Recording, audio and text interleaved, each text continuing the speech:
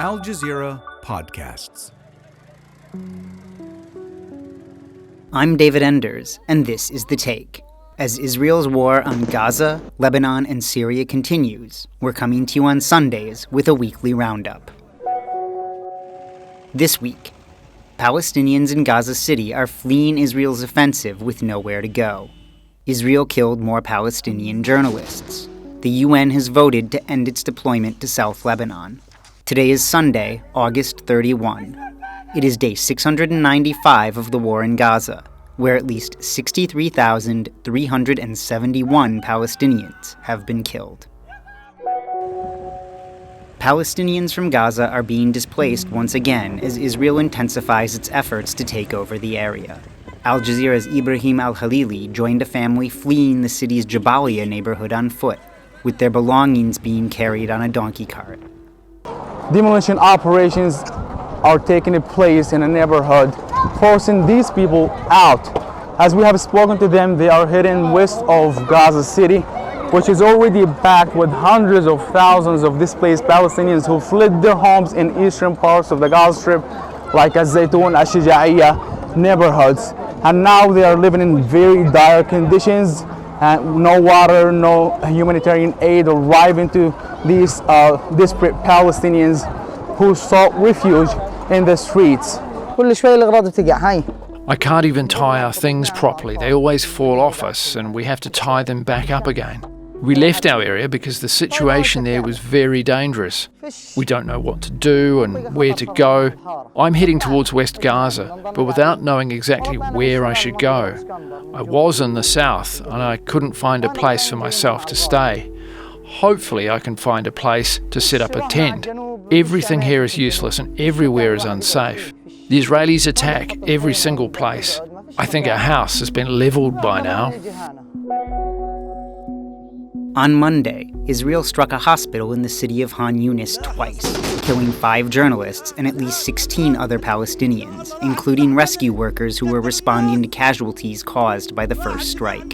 Israel has killed at least 240 journalists and media workers in Gaza. Here's Al Jazeera's Hind Hodri. Palestinian journalists have been mourning their colleagues every single week. We just lost 4 colleagues of Al Jazeera in the past couple of weeks, and Palestinians are still mourning and grieving those journalists. Again today, a lot of my colleagues are now reporting on the incident and reporting on this attack just like I am. And for the first time, we're running out of words. Our colleagues have been killed live on air. Palestinian journalists have been calling for protection, calling the international community for protection. But eventually and obviously, there's zero protection for journalists across the Gaza Strip. On Thursday, the United Nations voted to end UNIFIL, its nearly 50-year-old peacekeeping mission on the still-contested Lebanese-Israeli border. This is Al Jazeera's Zaina Hodr, reporting from southern Lebanon. The UN's presence is important for Lebanon's new leadership. For the first time, there's a government decision to disarm Hezbollah, which is also one of the terms of a ceasefire with Israel. The army has moved into the south and begun dismantling the group's military infrastructure, and it's doing so with the help of the UN force. A UN withdrawal could create a vacuum. The Lebanese army is overstretched and under-resourced. They are deployed here in the south and along the border with Syria, where smuggling is rife. Troops are also in flashpoint areas to contain communal tensions. The army is preparing to fully disarm Hezbollah, which the group has promised to challenge. This is still a volatile and contested border. Israel holds positions inside Lebanese territory and continues to target Hezbollah. Demonstrations against Israel's war on Gaza took place around the world over the weekend. And in the city of Detroit, in the U.S. state of Michigan, activists convened for the Second People's Conference on Palestine.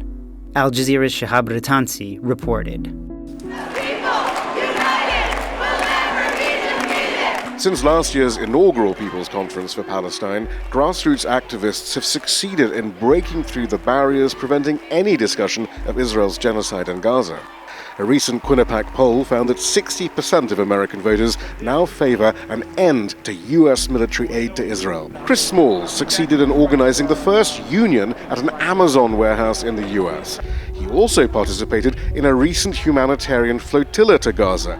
The Israelis attacked the vessel he was aboard and singled him out for racial abuse and beatings. But he says the umbrella leadership of America's unions, the AFL-CIO, is actively stopping grassroots labor activism for Palestine. If our union dues are going towards politicians that are endorsing genocide, how can they say that they stand with the people of Palestine or even stand with the working class? They have to draw the line, and they have to live by the morals that what they created, which is an injury to one is an injury to all. That's everybody. That doesn't exclude Palestinians. And that's The Take for Sunday, August 31. Please join us again tomorrow. This episode was produced by me, David Enders. Our sound designer is Alex Roldan. Alexandra Locke is The Take's executive producer, and Nay Alvarez is Al Jazeera's head of audio.